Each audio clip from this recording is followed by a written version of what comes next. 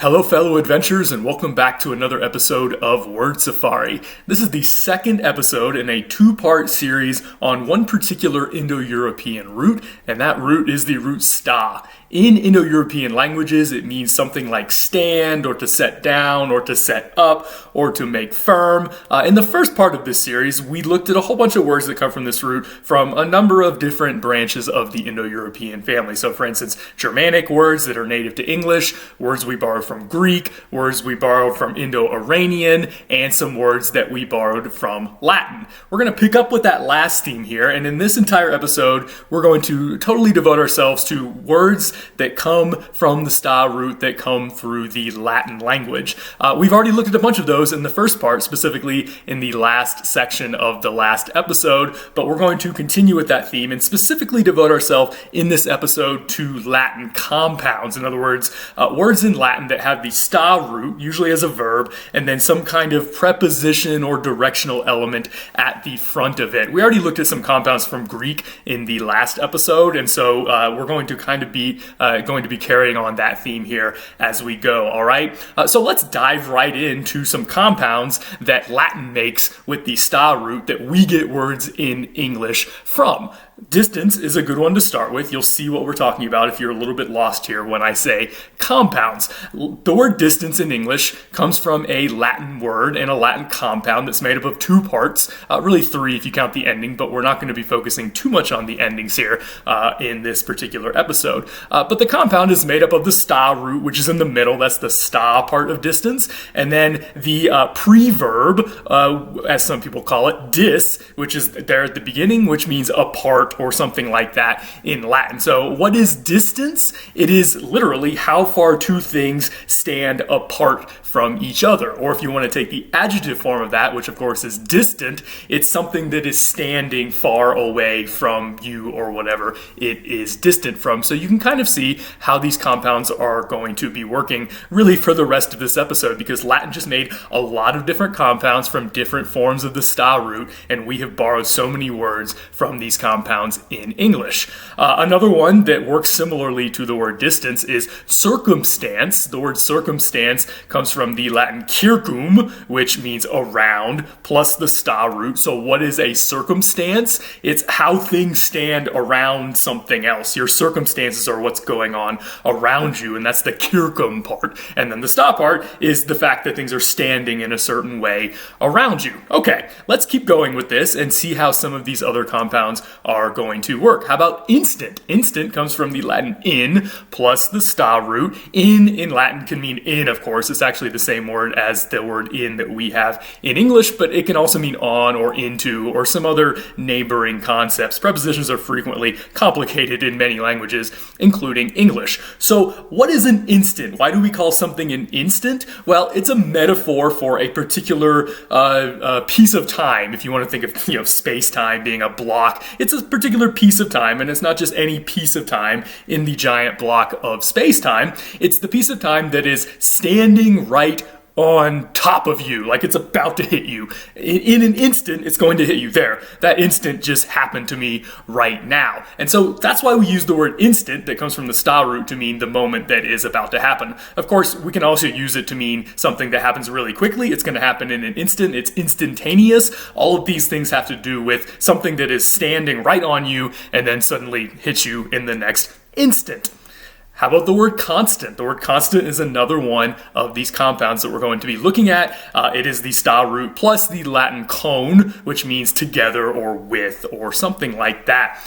So if something is constant, it is literally standing together. Now, what does that mean in the context of the word constant? It means that it's not falling apart, because it's standing together. It's not changing, because if something is falling apart, it's changing, maybe not in a good way. So constant means it's continuous, right? It's holding together. And actually, the word continuous also has that con prefix with another root, the tin or ten root, and we could probably spend another episode talking about that. It's kind of funny that when you want to describe some of these words, you have to use other words that also have some of the same prefixes and some other Latin roots in them as well. So that's essentially what constant means. Interestingly, cost also comes from this, but it comes through French, which is why it is missing the N. So French sort of famously, and by famously I mean, among us linguists, and if you've been watching this channel for a while, you know that French likes to drop letters in the process of evolution from Latin to modern French. So Latin has this cone sta, and we get constant from it, but then French dropped the N and just ended up with cost. That's what's left, but cost comes from the cone sta root and prefix. So why does our word cost come from this particular cone sta collocation? It's because it means something like what the price stands at. Okay, you can ask that today if you want to know how much something costs. You can say, what does that stand at? That's a little bit colloquial, and it might depend on your dialect of English whether you would say it that way or not. But it does make sense, and you can see why a phrase that means, or a compound that means standing at, would come to just be a word that you could use for how much something costs. So that's pretty cool. We get the word cost from this as well, although it has been eroded a little bit through French. How about another prefix? How about the Latin prefix contra? Contra means against, and you probably would have known that even if you don't know Latin, because we borrowed that prefix contra, and we use it all the time in English today. So contrast just comes from this Latin prefix contra plus the sta root. So what does that mean? It means one thing standing in opposition to another. That's what it means. If you contrast two different things, you're showing how they are different from one another, and also, showing maybe their similarities as well, but oftentimes their differences, right? How they stand in opposition to one another or against one another, and that's the contra idea there in contrast. Of course, if you think about the contrast on your screen, whether it's your monitor or your TV screen, it's how different colors and different elements of light oppose each other and then sort of play off of each other, and you can see the difference because of the way that they do so. What about the word obstacle? Obstacle comes from the Latin prefix ob. I think I've mentioned on a previous safari that ob is one of my favorite Latin prepositions and preverbs. It's fun. It's very versatile. It means in the way of. So when you put that onto the sta root, of course, it means something that stands in your way. That's all an obstacle is. That cul part at the end is from a Latin noun suffix, culum. We don't need to worry too much about that. Like I said, we're not going to be focusing too much on the suffixes in this particular safari, because that would add a lot to talk about, and that's not really the interesting thing, or at least as far as I'm concerned. Maybe you can disagree, and if so, please comment and tell us a little bit about the suffixes that you like. So an obstacle is simply something standing in the way. Again, once you know what ob means and once you know what sta means, it actually kind of makes sense that obstacle would mean something like that, right? Interestingly, we get another word through French where it took the ob plus the sta collocation or compound and then eroded it down to something that is maybe a little bit less recognizable, but still makes sense when you know the etymology, and that is the word oust. Oust actually comes from ob plus sta. They got rid of the b. I guess you could say that that's where the u comes from, but it's a little more complicated than that. The original meaning of oust was to be an obstacle to someone, maybe socially, to stand in the way of them. And then it came to mean to stand in the way of them still being part of your social community in some way, right? So when you try to oust somebody from something, you are trying to kick them out or get them out of there, which of course is standing in the way of them being a part of your community, right? So you can see how that semantic evolution might have happened. What about the word rest? The word rest in English is interesting because there's actually two different kinds of rests in English, all right? We have the phrase like the rest of, and then there's the verb like to rest, to take a rest, to sleep or whatever, right? I want to be clear that we're only talking about the first one here, the rest of. We're not talking about the verb to rest, because the verb to rest is actually a Germanic term that has a totally different etymology. Even though they look exactly the same and can be spelled exactly the same, they're two totally different words and come from different places. So we're only talking about the first one when you say the rest of something, the remainder of something, because that comes from the Latin prefix re, which means back, plus the sta root. So what does that kind of rest mean when you say the rest of the word safaris that you haven't watched yet? For instance, what does that mean? It literally means what stands back. In other words, what's left over or what remains, and that comes from the sta root, ultimately from Latin. Interestingly, you can slap yet another prefix onto the word rest, which already has a prefix on it with that ray. Slap another one on there. It's the prefix "od," which, as we have talked about on this channel before, means to or toward. We've also talked about a certain process that often happens with this and other words, other prefixes in Latin, called assimilation. I'll put the link up there to these episodes where we have talked all about this if you have not seen them yet, or if you want a quick review. So essentially what happens in the word arrest is you put "od" on the front of rest, and then the D becomes an R because it assimilates to it, and that's why you have two R's in the word arrest. So literally, what does it mean to arrest? It means to apply standing backness. I just made that up, but you get what I'm saying. Apply standing backness to somebody. So they want to go somewhere and you force them to stand back or to stop going wherever they were going. You can use this word, in some ways like to arrest the motion of something, which it's more clear when you use it that way that you're forcing something to not go where it would otherwise go. Today in English, this term has evolved further and has a more specific meaning of when, for instance, a law enforcement officer stops you from going free and holds on to you and maybe takes you to jail or something like that. That's probably the most common meaning of the word arrest today in English, but it comes from this more general meaning. And again, once you see these two Latin prefixes plus the sta root, it makes sense why the word arrest means what it does.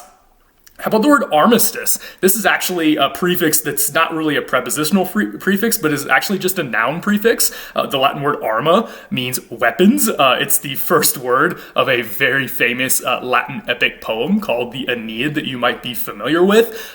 So arma means weapons, and then you put that on the sta root, and you can, this is just simple addition here as to what this is going to mean. It means a standing still or a stopping of weapons. So when there's a fight, or a war going on, and an armistice is called, it's like a ceasefire, right? It's like we're going to stop shooting at each other, at least for a while, maybe permanently if the war ends up being over. So that's what an armistice means, right? There's another word in English that we use a lot that has this stis ending, which, by the way, goes all the way back to Latin and is the ending stitium, and the sti part is from the sta root. A solstice also has this stis ending that goes back to this Latin word. What is a solstice? The sol part comes from the Latin word for the sun. We get words like solar from this, so you may be familiar with it even if you don't know Latin. Why do we call a solstice a solstice? It is the day, and actually the exact moment, when the sun stops its seasonal motion in the sky and turns around. What do I mean by that? I mean that for 6 months, the sun is either getting higher in the sky or lower in the sky, depending on which season it is and which hemisphere you are living in. And then on the solstice, it has either gotten to its extreme highest point or its extreme lowest point in the sky at noon. And then the next day, it's going to start slowly going back the other way and going down or up. So at the winter solstice, that's when the sun is at the lowest point in the sky. And at the summer solstice, that's when the sun is at the highest point in the sky. And so again, it's called the solstice because it's when the sun finally stops going up or stops going down, which it's been doing for 6 months at that point since the last solstice. So it kind of makes sense when you see it like that.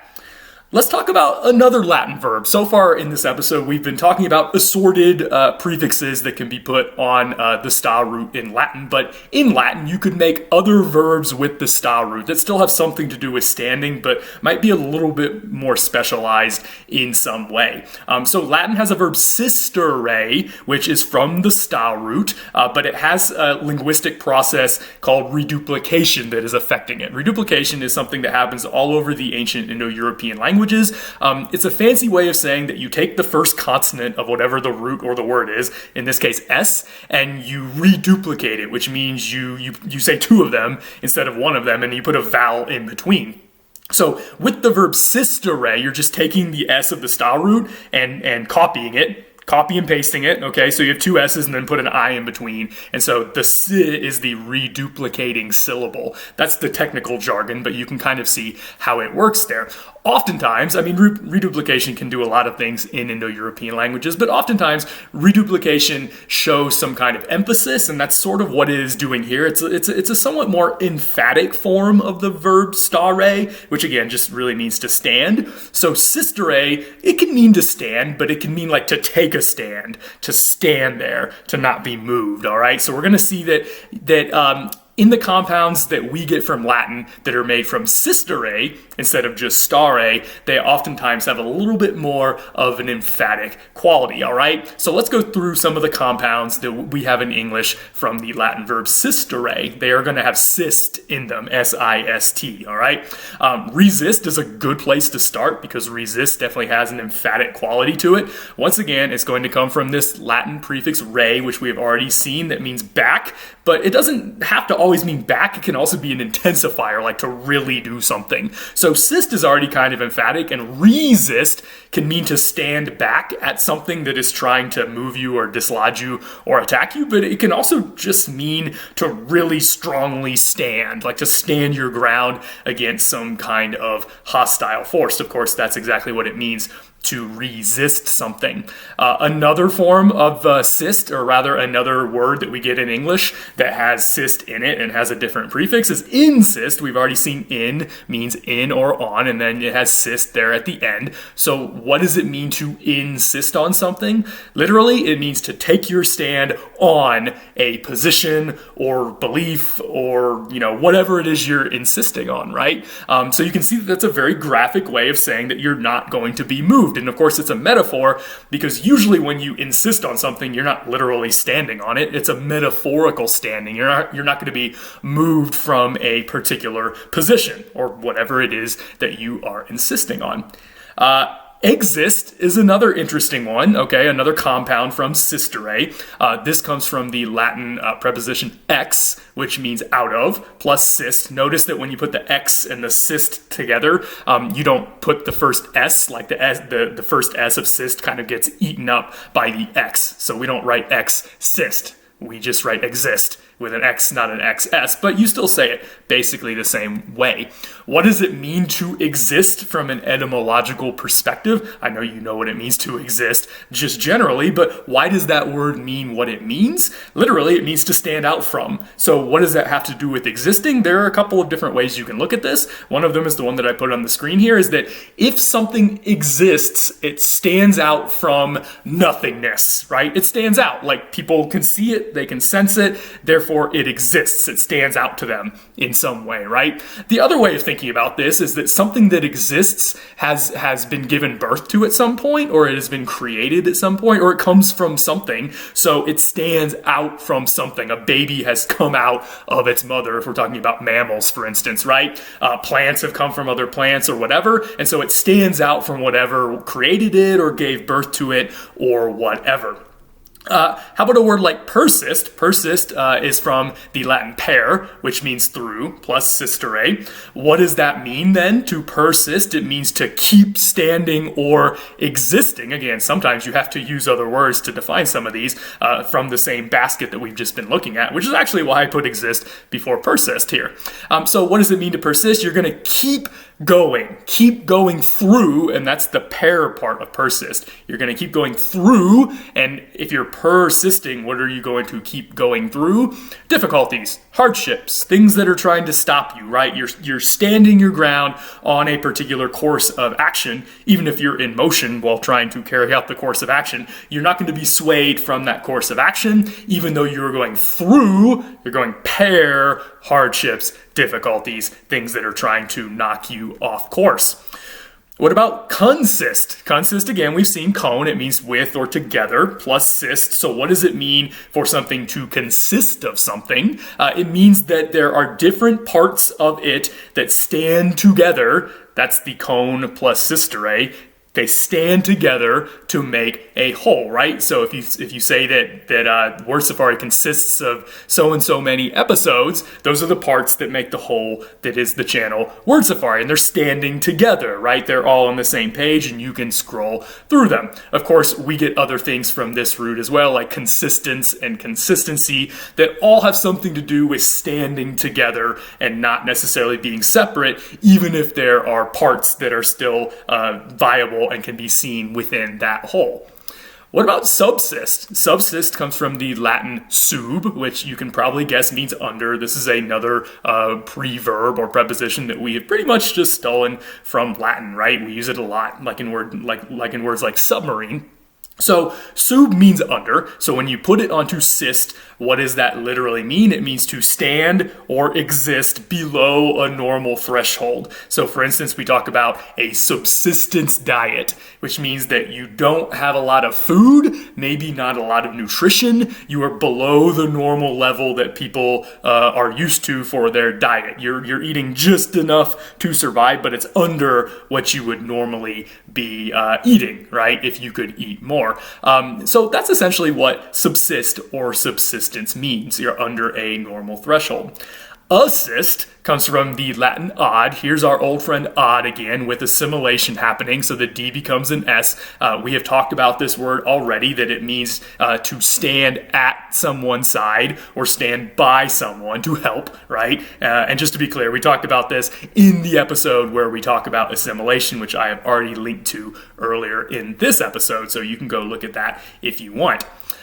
Desist, once again, has another preverb, and that is de in Latin, which means away from or something like that, plus sist.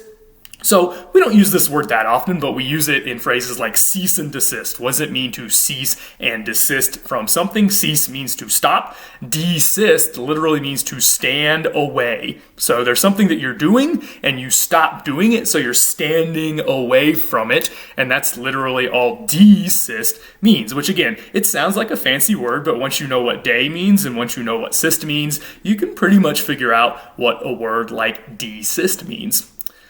Let's talk about one more Latin verb that comes from the sta root that also has a lot of compounds that are made from it, and we have borrowed many of those compounds into English. That Latin verb is statuary. You can see the sta root right at the beginning of it. This is more of a causative form of the verb stare, which is, again, the regular verb for to stand in Latin. So statuare means to cause to stand, or like to set something up, because when you set something up, you're causing it to stand. Another way of saying this is to establish. When you establish something, you're setting it up or causing it to stand. The past participle of this verb, in other words, the adjective that can be made out of it, is statutus. So like if something has been established, it has been statutus in Latin. So you can see there's actually 3 T's in the word statutus. If we cut off the us ending, we're going to see that we get a lot of compounds in English that end in statute or something like that. And this comes from that past participle. Now, you may have noticed that if you have watched the last episode, we've already dealt with words like statue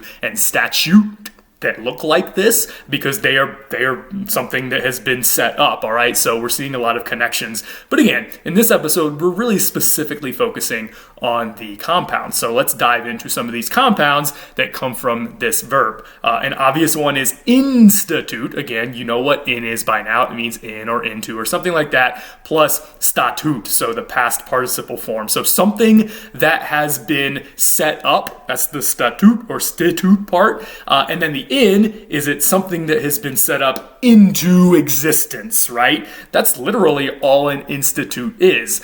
So you could easily translate this as establishment, because an establishment is something that has been established, and we actually talked about the word establish last time.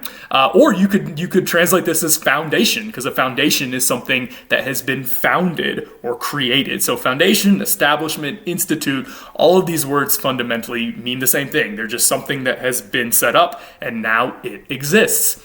What about constitute? Again, we've seen cone several times, so you definitely know by now that cone means with or together in Latin. So what does it mean to constitute something? It means to set up various elements together into one, all right? The noun form of this, of course, is constitution, just like there's a noun form of institute, or another noun form that is institution, right? So you can put this shun ending on a lot of these words that we're going to be looking at here in this section. So the noun form of constitute is constitution. What is a constitution as a noun? It is something that establishes various elements together into one unit, right? So the constitution of a country is the thing that makes it a country. It's the thing that brings a lot of different interests together into one entity, one unit, and that is the country itself. What about prostitute? Prostitute is from this same root, you just put a different prefix on it. In this case, the prefix is pro, which means forward or forth or out there or something like that. So what does it mean to prostitute? It literally just means that you put somebody forward. Theoretically, in Latin, you could put something forward, but in English, we have a very specific meaning of this Latin phrase, which originally, again, was just kind of a general term. So who or what is a prostitute? It is somebody who has been put forward, who is being put out there, or theoretically, who is putting themselves out there. It's not clear as to who the agency is or who the agent is in this particular case. Of course, in English, it's being put out there for a very specific purpose, but that is the original meaning of this term. It's just someone who is put forward to perform some particular service or whatever. What about destitute? Destitute, again, has this stitute thing, and then it has this prefix de that we've seen already here that means from. So what does it mean to be destitute? It means to be abandoned. It means that others have stood away. That's the day part. They've stood away from you, so they're not helping you out. So in some ways, destitute is the opposite of assisted. If you are assisted, people are standing toward you. If you are destitute, people are standing away from you. And the idea, certainly in ancient communal cultures, was that it was very hard to go it alone. And so you probably you'd become destitute, right? You'd become poor. You wouldn't have a lot of resources if you didn't have anybody to help you. But what if people decide to make it up to you later? Then there might be some kind of form of restitution. Restitution, of course, comes from this Latin re, which we've already seen, which means back, plus stitute. So what is restitution? It is a setting up of something lost or taken or whatever back, that's the re part, to its original owner. Interestingly, we have another word in English that's actually quite a bit more common than restitution that has some similar principles here, and that is the word restore. The word restore also comes from re in Latin, plus a form of the sta root, but it's a different verb in Latin. It's not the statute part. You can see the statute is missing from the end of restore. It's actually just another verb, staurare, that became store in French. And so to restore is basically the same, etymologically speaking, as to make restitution. You are standing something back to its original owner.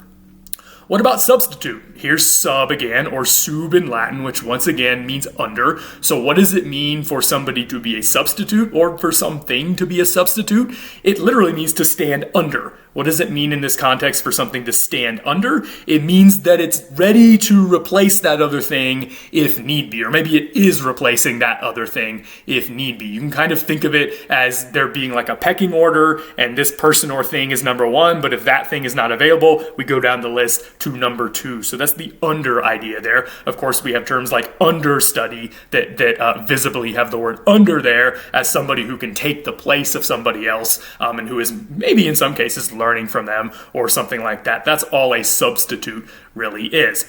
The opposite of sub in Latin is super, because super in Latin means over. Again, this is another case of something that we've pretty much just taken over into English because we use super all the time. So what would super plus statute mean? this is where we get the word superstition. Now, why does the word superstition mean what it means? There's some controversy about this, but I'll give you my opinion. My opinion is that this word comes from this Latin idea that a superstitio, which was the original Latin term, so they already had this word, is something that is standing or existing over and above what is considered normal, right? So you can't really know what will be considered a superstition by a particular culture until you know what they think is normal, right? Because what's normal for my culture might not be normal for your culture, and vice versa. We can look at other cultures and think they're engaging in superstitions, but if everybody in that culture thinks it's normal, it's not a superstition for them. It's just their religion or their culture or something like that, right? So superstition by definition is something that a culture deems to be above and beyond what's normal, right? If you are too into the supernatural world, or maybe too into it in certain ways that your culture thinks is abnormal, those things will be considered to be a superstition. And that was true in Roman days just as much as it is true today. That's it. That was a lot of compounds that we just went through. I have given you most of them, but there are still some that are out there. So I hope that now that you're looking for style roots out there in the English language, and as words just come out of your mouth on a daily basis, I hope that I've shown you how to break them up and analyze them, maybe in a new way, because there are parts of words floating around all over the place. And once you see those parts, you'll start seeing them everywhere. So comment below, let me know what you see, and I'll see you next time.